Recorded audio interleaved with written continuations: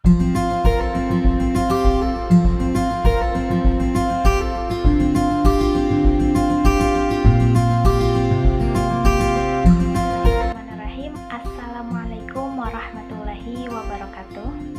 Perkenalkan, nama saya Dini Siti Aisyah dengan NIM 118206027, Prodi Pendidikan Biologi UIN Sunan Gunung Jati, Bandung. Kita sebagai makhluk hidup tentunya memerlukan energi untuk bisa terus bergerak.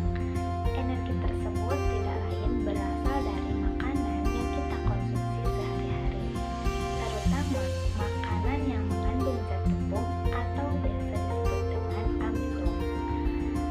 Amilum akan dicerna oleh tubuh menjadi molekul yang paling sederhana, yaitu molekul glukosa, atau di dalam kimia sering disebut dengan C6H12O6. Di dalam pencernaan, glukosa akan diserap oleh usus halus dan dibawa oleh darah menuju seluruh sel yang ada di dalam tubuh yang memerlukan energi. Nah, setelah sampai di sel, glukosa tersebut akan bertemu dengan oksigen dan terjadilah suatu proses yang kita kenal dengan sebutan respirasi aerob. Nah, tahap pertama dari respirasi aerob tersebut adalah glikolisis yang akan terjadi pada sitoplasma. Nah, bagaimana proses glikolisis tersebut? Berikut akan dijelaskan tahap-tahap proses glikolisis. Nah, tahap pertama dari glikolisis ini terjadi saat enzim heksokinase membantu pemindahan gugus fosfat dari ATP ke atau C6 glukosa, sehingga glukosa berubah menjadi glukosa 6 fosfat dan ATP berubah menjadi ADP.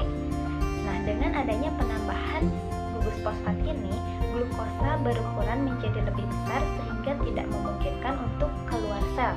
Kemudian glukosa juga menjadi lebih reaktif sehingga memudahkan untuk tahap glikolisis yang selanjutnya.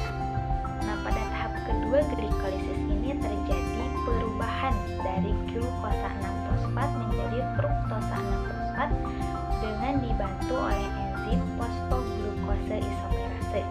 Nah, dapat dikatakan bahwa pada tahap ini terjadi isomerase, yaitu adanya senyawa dengan rumus kimia yang sama namun memiliki struktur yang berbeda.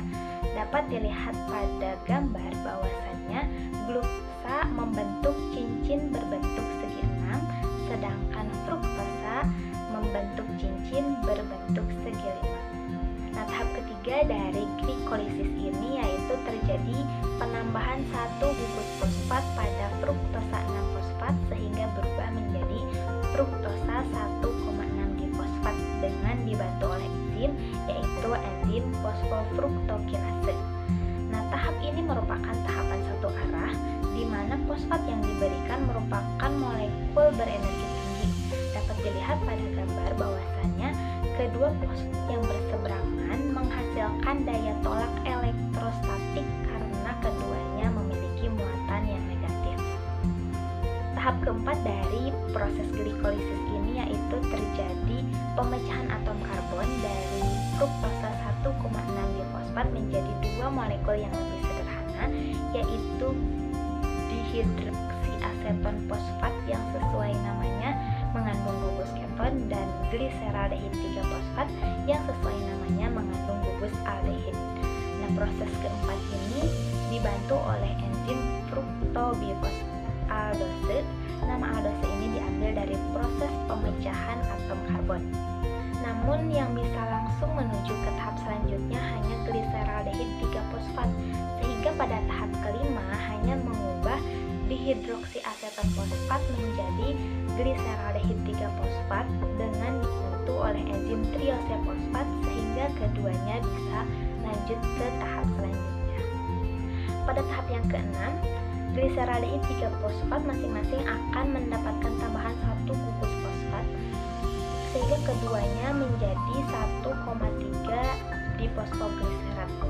Nah, selain itu gliseraldehid 3 fosfat juga akan teroksidasi dan melepaskan atom H dalam bentuk ion H+ yang akan ditangkap oleh aseptor yang disebut dengan NAD sehingga menjadi NADH.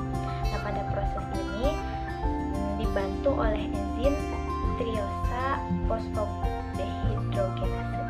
Pada tahap yang ketujuh, enzim fosfogliserokinase akan mengkatalis pemindahan gugus fosfat dari 1,3 difosfogliserat ke ADP sehingga ADP berubah menjadi ATP dan senyawanya berubah menjadi 3 fosfogliserat. Nah, pada tahap yang ke-8 akan terjadi pemindahan posisi ikatan gugus fosfat dari atom C nomor 3 ke atom C nomor 2 sehingga 3 fosfogliserat akan berubah menjadi 2 fosfogliserat.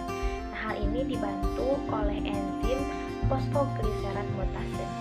Nah, pada tahap yang ke-9, 2 fosfogliserat akan kedatangan enzim kenolase yang membuatnya harus melepaskan satu molekul air atau H2O sehingga 2 fosfogliserat akan berubah menjadi fosfoenol piruvat. Tahap yang ke-10 merupakan reaksi paling akhir dari proses glikolisis di mana enzim piruvat kinase akan membantu pemindahan gugus fosfoenol piruvat ke ADP. Nah, sehingga ADP akan berubah menjadi ATP dan fosfoenol piruvat akan berubah menjadi piruvat. Nah, tahap ini merupakan reaksi satu arah sehingga tidak mungkin piruvat yang telah dihasilkan akan kembali menjadi bentuk fosfoenol piruvat. Nah, dapat kita simpulkan bahwasannya pada proses glikolisis ini bermula dari satu molekul glukosa yang dirubah menjadi glukosa 6-fosfat dan dirubah menjadi fruktosa 6-fosfat dan dirubah menjadi fruktosa 1,6 bifosfat yang kemudian akan dipecah menjadi 2 molekul yang lebih sederhana yaitu gliseraldehid 3-fosfat dan dihidroksiaseton fosfat yang kemudian akan diubah menjadi gliseraldehid 3-fosfat sehingga keduanya juga akan diubah menjadi 1,3 bifosfogliserat dan dirubah menjadi 3 fosfogliserat, kemudian dirubah menjadi 2 fosfogliserat dan dirubah menjadi fosfoenol piruvat dan dirubah menjadi piruvat sebagai hasil akhir dari proses glikolisis di mana piruvat akan menjadi bahan dasar pada proses respirasi aerob yang selanjutnya. Adapun hasil dari proses glikolisis ini yaitu berupa 2 NADH, 4 ATP dan 2 asam piruvat. Nah, mengingat pada salah satu prinsip kimia yaitu kesetaraan jumlah atom atau massa, pada awal proses glikolisis dibutuhkan 2 ATP sedangkan yang dihasilkan 4 ATP sehingga neto atau hasil bersih dari ATP tersebut hanyalah 2 ATP yang kemudian akan bertambah jika bertemu dengan oksigen pada reaksi yang selanjutnya. Sekian penjelasan reaksi glikolisis yang